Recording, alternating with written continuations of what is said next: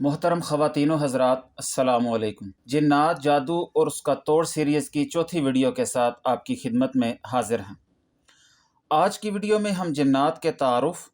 और उनके वजूद के बारे में मुस्तनद दलाइल पर बात करेंगे। आज के मौजू पर बाकायदा गुफ्तगू के आगाज़ से कबल जिन्नात, जादू और उसका तोड़ सीरीज़ की पहली 3 वीडियोज़ का खुलासा आपके सामने रखते हैं।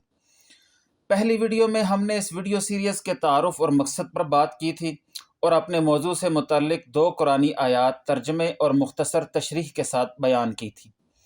फिर इस हवाले से मुआशरे की मौजूदा सूरत हाल पर गुफ्तगू की थी और इस वीडियो सीरीज़ का एक इजमाली सा खाका बयान किया था कि जिसमें हमने अब अल्लाह ताला के फजल व करम से रंग भरना शुरू कर दिया है। नेज़ हमने नाम नहाद आमिलीन और जादूगरों की कारिस्तानियों और उनके बारे में लोगों की नावाकिफियत पर बात की थी। दूसरी वीडियो में हमने नाम नहाद और जाली आमिलों के खुशनुमा इश्तिहारात और उनके तरीक़े वारदात पर बात की थी। नेज़ ये बात कि ये जाली आमिल इंसान के फितरी जज्बे ख्वाहिश से सबसे ज़्यादा खेलते हैं। और तीसरी वीडियो में जिन्नात, जादू और इंसानी ख्वाहिशात के बाहमी ताल्लुक़ पर मुफस्सल बात की थी। इन गुज़श्ता 3 वीडियोस के लिंक्स आज की इस वीडियो की डिस्क्रिप्शन में मौजूद हैं, जबकि इस सीरीज़ की हमारी आने वाली वीडियो से बर वक्त बाखबर रहने के लिए आप हमारा चैनल सब्सक्राइब कर सकते हैं और वीडियो अच्छी लगे तो लाइक। अब चूँकि हमारे मौजू का ताल्लुक़ बुनियादी तौर पर इस कुर्राए अर्ज़ पर इंसानों के अलावा बसने वाली जिन्नात नामी एक ऐसी मखलूक से है जो हमें तो देख सकते हैं लेकिन हम इन्हें नहीं देख सकते। हाँ, बसीरत वाली आँख और दिल इनके वजूद को महसूस ज़रूर कर सकते हैं। असेबो जादू और उससे मुताल्लिक़ तमाम उमूर का सारा दारोमदार जिन्नात के वजूद पर है। जादूगर अपने जादू को जिन्नों और शयातीन के ज़रिए ही सरअंजाम देते हैं, लिहाजा जिस तरह किसी मर्ज़ के इलाज से पहले उसकी तशख़ीस, दीगर मुतल्लिका अहवाल, मरीज़ों की तबीयत और उनकी अक़साम, एहतियाती तदाबीर और बीमारी वाले जरासीम और यहाँ पर जिन्नात के रद्द अमल वगैरह का जानना बहुत ज़रूरी होता है, इस तरह जिन्नात की शरारतों, जादू की खबास्तों और ईज़ा रसानियों के तोड़, इलाज और एहतियात के तरीक़ों पर बहस करने से कबल ये ज़रूरी है कि जिन्नात के हालात व ख़ासियात, इंसानों को उनकी तरफ से दरपेश ख़तरात और उनकी तरफ से तकलीफ़ देने के तरीक़ों को कुरान व सुन्नत जैसे मुस्तनद ज़राए की रोशनी में समझा जाए। अपने मौजू पर बात के बाकायदा आगाज़ के लिए हमने आज इसी ज़ैली मौजू का इंतखाब किया है, यानी जिन्नों का वजूद और उनके बारे में दीगर तफासील, और फिर आने वाली वीडियोज़ में जिन्नात की दुनिया के दीगर हक़ाइक़, शयातीन जिन और शयातीन इंस यानी जादूगरों वगैरह की कारिस्तानियों और उनके तोड़ पर मुफस्सल बात करेंगे इंशाअल्लाह। ताहम ये बात मलहूज़े ख़ातिर रहे कि तफसीली इल्मी बहसों, मुख्तलिफ़ नुक्ता नज़र और उनके दलाइल की बजाय हम सिर्फ़ बात का निचोड़ और इस बारे कुरानी आयात और अहादीस मुबारका का ही सहारा लेंगे, और हम इस बात की पूरी पाबंदी करने की कोशिश करेंगे कि इन वीडियोज़ में हम अपनी बात की तायीद में सिर्फ़ सही अहादीस ही पेश करें इंशाअल्लाह।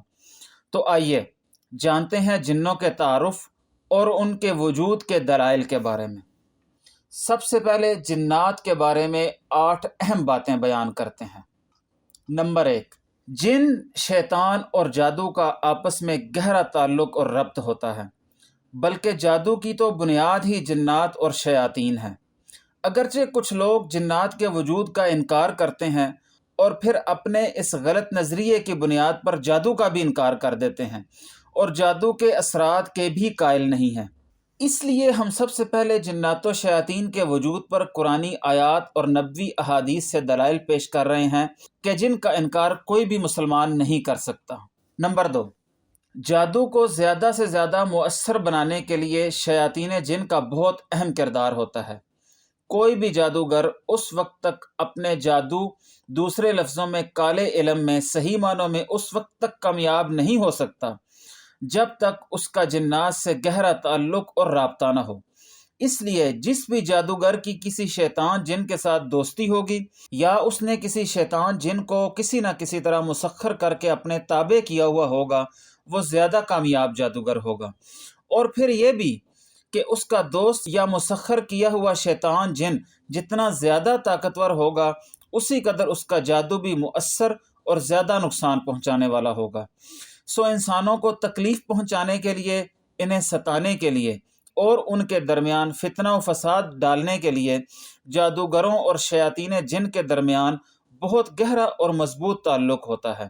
اور جادوگروں کی اصطلاح میں انہی شیطانوں کو موکل کہا جاتا ہے۔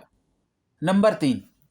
بعض لوگ جنوں کے وجود کے سرے سے ہی منکر ہیں، اور ان کا یہ کہنا ہے کہ اگر جنوں کا واقعی کوئی وجود ہے تو پھر دکھائی کیوں نہیں دیتے؟ تو شریعت مطہرہ سے اس کے دلائل تو آگے آ رہے ہیں،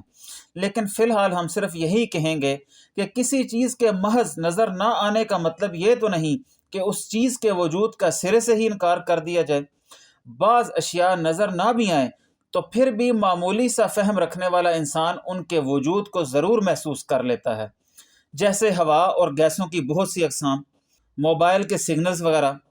جنات کا معاملہ یہ ہے کہ خدا نے انہیں تخلیق ہی اس حیت میں کیا ہے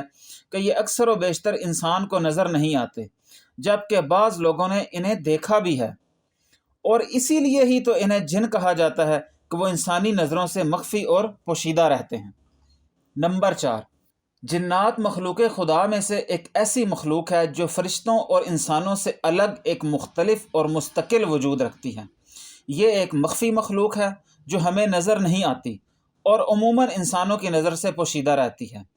تاہم ان کے بارے معلومات کے سب سے مصدقہ ذرائع یعنی قرآن اور احادیث مبارکہ سے معلوم ہوتا ہے کہ انسانوں، جنوں اور شیاطین میں مشترک بات یہ ہے کہ ان میں انسانوں کی طرح عقل اور سوچنے سمجھنے کی صلاحیت ہے،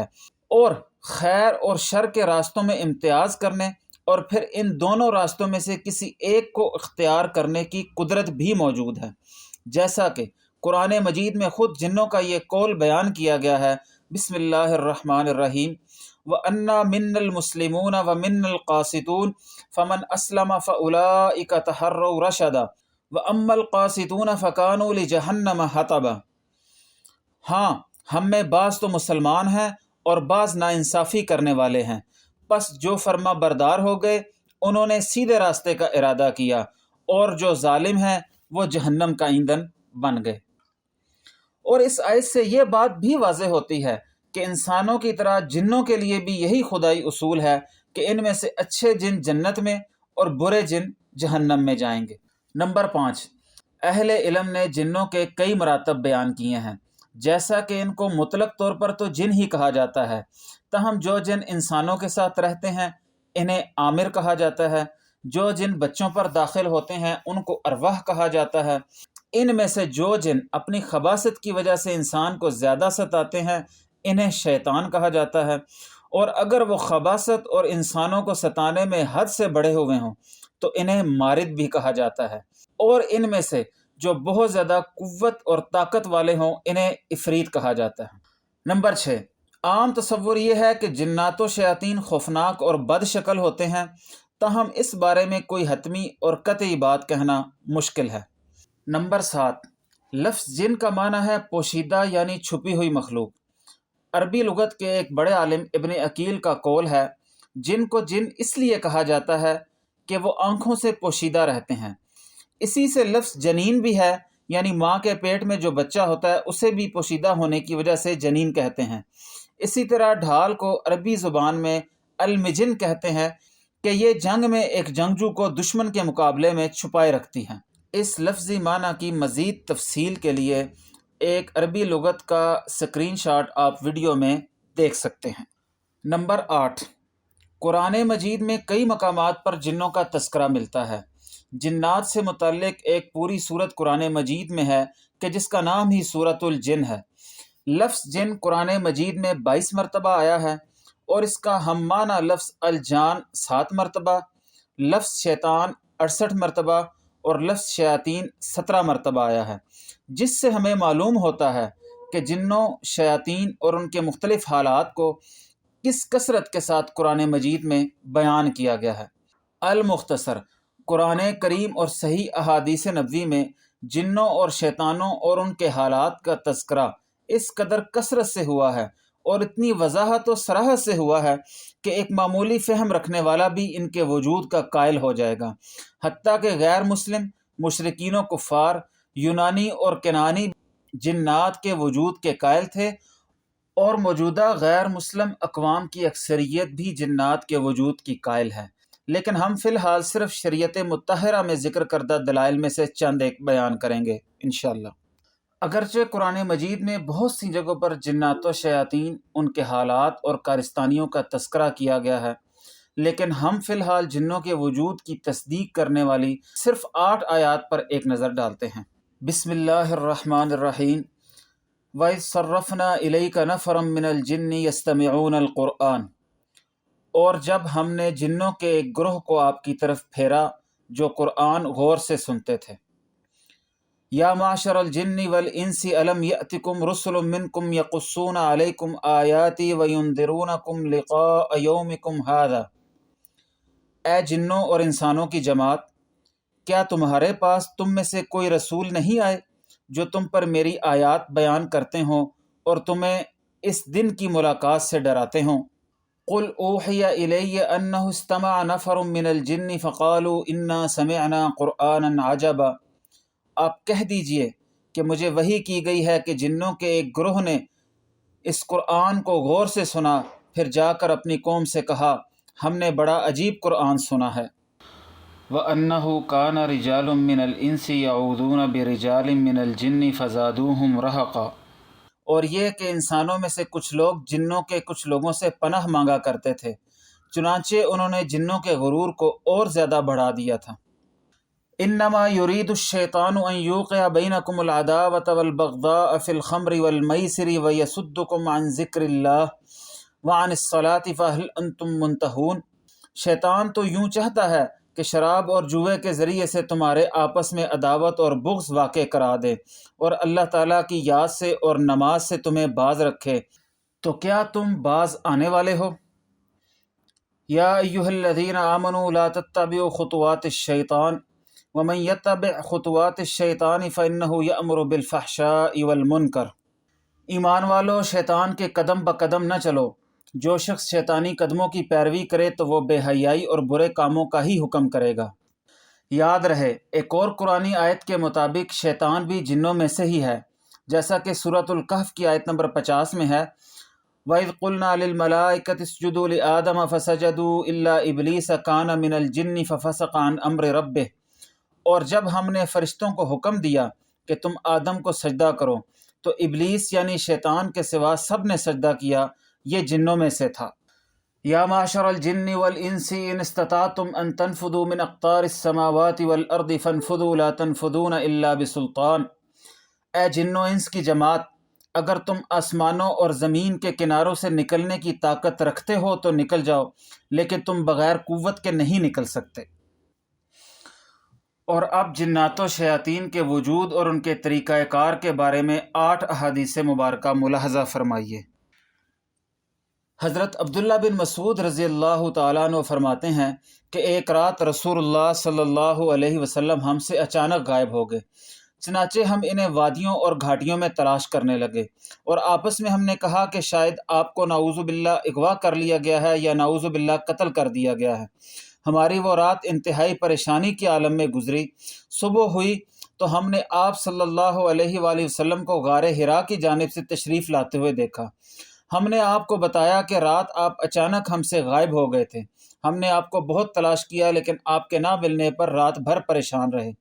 تو آپ صلی اللہ علیہ وآلہ وسلم نے فرمایا میرے پاس جنات کا ایک نمائندہ آیا تھا، میں اس کے ساتھ چل پڑا اور جا کر انہیں قرآن مجید پڑھ کر سنایا۔ پھر آپ صلی اللہ علیہ وآلہ وسلم ہمیں لے کر اس جگہ پر گئے اور ہمیں ان کے نشانات اور ان کی آتشی علامات دکھائیں۔ آپ صلی اللہ علیہ وآلہ وسلم نے یہ بھی بتایا کہ جنات نے آپ سے کچھ مانگا تو آپ نے فرمایا ہر ایسی ہڈی تمہاری غذا ہے جس پر بسم اللہ کو پڑھا گیا ہو، اور ہر گوبر تمہارے جانوروں کا کھانا ہے۔ پھر آپ صلی اللہ علیہ وآلہ وسلم ہمیں کہنے لگے لہٰذا تم ہڈی اور گوبر کے ساتھ استنجا مت کیا کرو کیونکہ وہ تمہارے جن بھائیوں کا کھانا ہے۔ ابو سعید خدری رضی اللہ عنہ کہتے ہیں کہ رسول اللہ صلی اللہ علیہ وآلہ وسلم نے مجھے فرمایا میں تمہیں دیکھتا ہوں کہ تم بکریوں اور صحرا کو محبوب رکھتے ہو، تو جب تم اپنی بکریوں میں یا اپنے جنگل میں رہو اور نماز کے لیے اذان دو تو اپنی آواز بلند کرو، کیونکہ مؤذن کی آواز جو بھی جن و انس یا کوئی اور چیز سنے گی تو وہ قیامت کے دن اس کی گواہی دے گی۔ عبداللہ بن عباس رضی اللہ تعالیٰ عنہ کہتے ہیں کہ ہوا یہ کہ رسول اللہ صلی اللہ علیہ وآلہ وسلم اپنے صحابہ کی جماعت کے ساتھ عکاظ بازار جا رہے تھے۔ ادھر نبی صلی اللہ علیہ وآلہ وسلم کو نبوت ملنے کے تھوڑا عرصہ بعد ہی شیطانوں اور ان کے آسمانی خبریں حاصل کرنے کے درمیان رکاوٹ ڈال دی گئی تھی اور ان پر شعلے برسائے جانے لگے تھے، تو وہ اپنی قوم کے پاس لوٹ گئے۔ ان کی قوم نے کہا، کیا بات ہے، کیسے لوٹ آئے؟ انہوں نے کہا، ہمارے اور آسمان کی خبر کے درمیان دخل اندازی کر دی گئی ہے، آسمانی خبریں سننے سے روکنے کے لیے ہم پر تارے پھینکے گئے۔ جنوں کی قوم نے کہا، لگتا ہے دنیا میں کوئی نئی چیز ظہور پذیر ہوئی ہے جس کی وجہ سے ہمارے اور آسمان کی خبر کے درمیان رکاوٹ کھڑی ہوئی ہے۔ تم زمین کے مشرق و مغرب میں چاروں طرف پھیل جاؤ اور دیکھو کہ وہ کون سی چیز ہے جو ہمارے اور ہمارے آسمان سے خبریں حاصل کرنے کے درمیان حائل ہوئی اور رکاوٹ بنی ہے۔ چنانچہ وہ زمین کے چاروں کونے مغربین و مشرقین میں تلاش کرنے نکل کھڑے ہوئے۔ شیاطین کا جو گروہ تہامہ کی طرف نکلا تھا وہ رسول اللہ صلی اللہ علیہ وآلہ وسلم کے پاس سے گزرا۔ اس وقت آپ عکاظ کے بازار جاتے ہوئے مقام نخلا میں تھے اور اپنے صحابہ کے ساتھ فجر کی نماز پڑھ رہے تھے۔ جب ان جنوں نے قرآن سنا تو پوری توجہ سے کان لگا کر سننے لگے۔ قرآن سن چکے تو انہوں نے کہا، قسم اللہ کی، یہ ہے وہ چیز جو تمہارے اور آسمان کی خبر کے درمیان حائل ہوئی ہے۔ ابن عباس رضی اللہ عنہما کہتے ہیں، یہیں سے وہ لوگ اپنی قوم کی طرف لوٹ گئے، وہاں جا کر کہا، اے میری قوم، انا سمعنا قرآنا عجبا یہدی الی الرشد فآمنا بہ ولن نشرک بربنا احدا۔ ہم نے عجیب و غریب قرآن سنا ہے جو راہ راست کی طرف رہنمائی کرتا ہے، ہم اس پر ایمان لا چکے ہیں، ہم کسی کو بھی اپنے رب کا شریک نہیں بنائیں گے۔ حضرت صفیہ رضی اللہ تعالی عنہا فرماتی ہیں کہ رسول اللہ صلی اللہ علیہ وآلہ وسلم نے فرمایا، بے شک شیطان انسان میں خون کی طرح گردش کرتا ہے۔ حضرت ابو ہریرہ رضی اللہ تعالیٰ عنہ سے روایت ہے کہ رسول اللہ صلی اللہ علیہ وآلہ وسلم نے فرمایا، جو بچہ بھی پیدا ہوتا ہے شیطان اس کے پہلو میں نوکدار چیز چبھوتا ہے جس سے بچہ چیخ اٹھتا ہے، سوائے حضرت عیسیٰ علیہ السلام اور ان کی ماں کے۔ رسول اکرم صلی اللہ علیہ وآلہ وسلم کے سامنے ایک ایسے شخص کا ذکر کیا گیا جو صبح ہونے تک سویا رہا، یعنی فجر کے بعد تک، تو آپ نے فرمایا، یہ وہ شخص ہے جس کے کانوں میں شیطان پیشاب کر جاتا ہے۔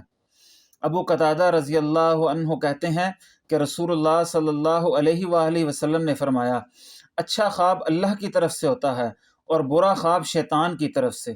سو جو شخص خواب میں ناپسندیدہ چیز دیکھے وہ اپنی بائیں طرف 3 بار آہستہ سے تھوک دے اور شیطان سے اللہ کی پناہ طلب کرے، ایسا کرنے سے برا خواب اس کے لیے نقصان دہ نہیں ہوگا۔ ابو سعید خدری رضی اللہ تعالی عنہ کہتے ہیں کہ رسول اللہ صلی اللہ علیہ وآلہ وسلم نے فرمایا، تم میں سے کوئی ایک جب جمائی لے تو اپنے ہاتھ کے ساتھ منہ بند کر لے، کیونکہ ایسا نہ کرنے کی وجہ سے شیطان منہ میں داخل ہو جاتا ہے۔ اس موضوع پر اور متعدد احادیث بھی موجود ہیں۔ مذکورہ تمام احادیث سے واضح ہوتا ہے کہ جنات اور شیاطین کوئی وہم یا خیال نہیں، حقیقت ہیں، اور کم از کم کسی مسلمان کے لیے جنات کے وجود کا سرے سے انکار کر دینا ممکن نہیں، اگرچہ دیگر تفاصیل میں اختلاف ہو سکتا ہے۔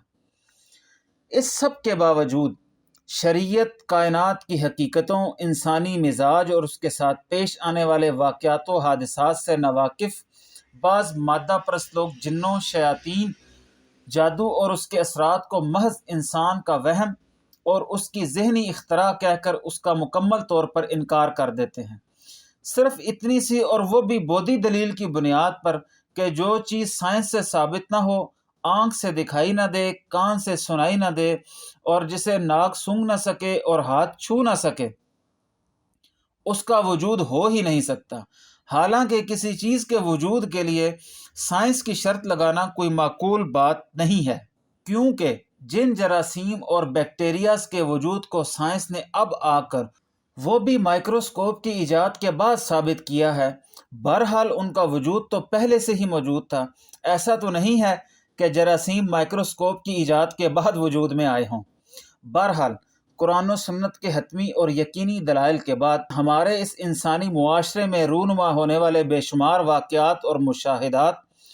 زیر بحث اشیاء اور امور کے وجود اور ان کے درست ہونے کی گواہی دیتے ہیں۔ امام ابن تیمیہ فرماتے ہیں، اگر کسی پر جنوں اور ان کی گفتگو کی کیفیت واضح نہ ہو تو وہ محض اپنی لا علمی کی بنا پر ان کا انکار نہ کرے، خاص طور پر ایسی صورت میں جب کہ ان کا وجود کتاب و سنت کے دلائل کے علاوہ اور بہت سے ذرائع سے ثابت ہے۔ مثال کے طور پر بہت سے لوگ ہیں جنہوں نے ان کو اپنی آنکھوں سے دیکھا ہے، اور وہ لوگ بھی ہیں جنہوں نے ان کو دیکھا ہے جنہوں نے جنوں کو دیکھا۔ ان کے علاوہ ایسے لوگ بھی جنہوں نے جنوں سے بات چیت کی ہے یا جنوں نے ان سے بات کی ہے، ایسے لوگ بھی ہیں جنہوں نے جنوں کو نیکی کا حکم دیا ہے اور برائی سے منع کیا ہے، اور ان میں نیک اور برے ہر طرح کے لوگ شامل ہیں۔ محترم خواتین و حضرات، اس سیریز کی اگلی یعنی 5ویں ویڈیو میں ہم جنات کی دنیا کے دیگر حقائق اور حالات سے آگاہی حاصل کریں گے۔ تب تک کے لیے اجازت دیں، اپنا اور اپنے اہل خانہ کا خیال رکھیے گا۔ اللہ حافظ۔